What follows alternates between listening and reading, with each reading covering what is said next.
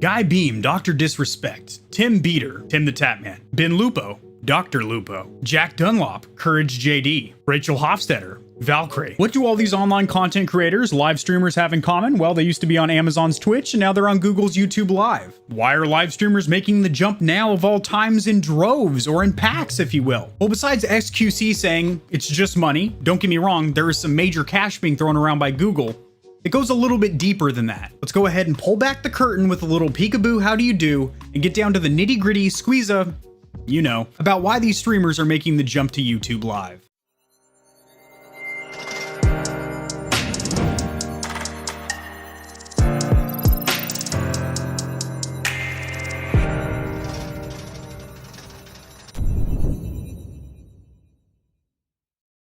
Is that what Timmy is looking like nowadays? I remember when he looked like this.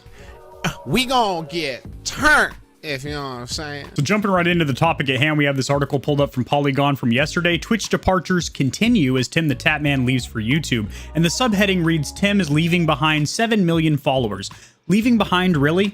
This is when you actually separate your loyal fans that do enjoy and resonate with your content personally, whether you're entertaining, informative, attractive, or do something unique that people resonate with and enjoy, versus the people that are only watching you because you play a specific game or because you're on a particular platform and they enjoy the climate over there on Twitch with the gifted subs and the bits and the raids and whatnot. We'll use Dr. Disrespect as an example. More than 2/3 of the Champions Club followed him over to YouTube. Granted, he's actually making a quarter of his income that he was on Twitch, hence why he recently announced that he is suing Amazon, as he's known for a couple of months now why he was actually banned. If you guys are not up to date with that news, I will have a link in the description below to a video I did about a week ago on that one. But I just had to clarify that subheading there. He's not leaving behind his followers. His followers have free will to follow him over to his new platform.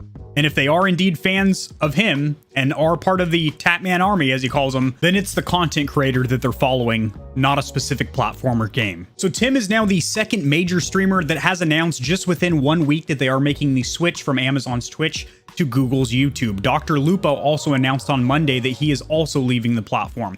This was a statement on Twitter from the head of YouTube gaming division, Ryan Wyatt. He said, "We're building the best gaming platform in the world for creators, publishers, and gamers." Some of the other major names that you might know over there on YouTube would be Valkyrie, Courage JD, as well as, of course, Dr. Disrespect. Although he didn't make the change of platforms willingly, he was forced off of Twitch. Twitch has long been ubiquitous as the go-to place for video game streamers, but that is changing.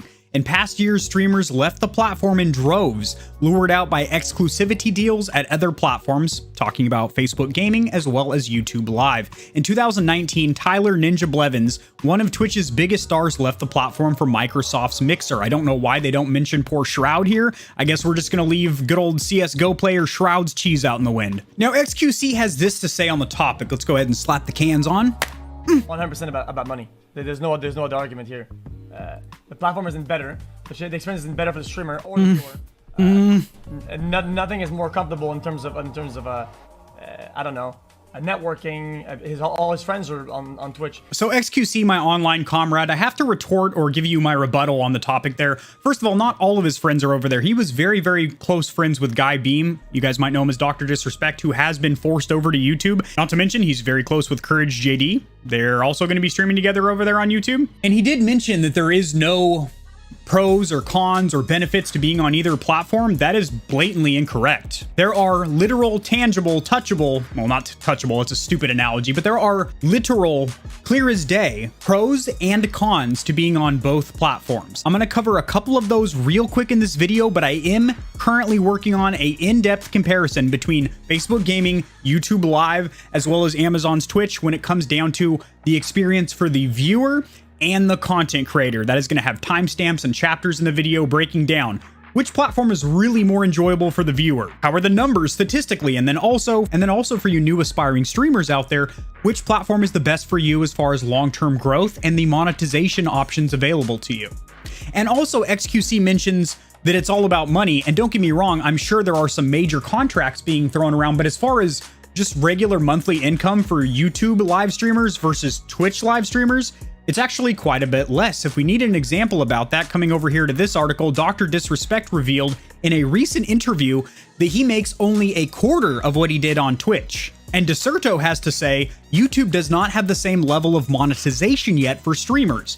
Although it has made big strides and will continue to make more, there's still a long way to go. For example, they do not have gifted subs, which is a big source of income over there on Twitch. But one of the pros that YouTube has going for it is over here with the split for what you get for your actual subs. You get a 70-30 split on your tier 3 subs, as where you get a 50-50 split over there with YouTube. Google takes half of it, and you get the other half from your subs, and you can actually set the price as well, as cheap or as expensive as you would like to get. Yes, of course, there are brackets that you have to stay within. So besides the massive lump sums that these content creators are most likely receiving by signing contracts exclusive to YouTube, there is actually better long-term growth on YouTube. When you are a very, very tiny streamer, a new content creator, there is virtually no discoverability on Twitch. Then the top dogs continue to get promoted. However, you do hit kind of a cap or ceiling where you simply are not going to get any bigger. And the main reason for that, on Twitch, it is only hosting live content.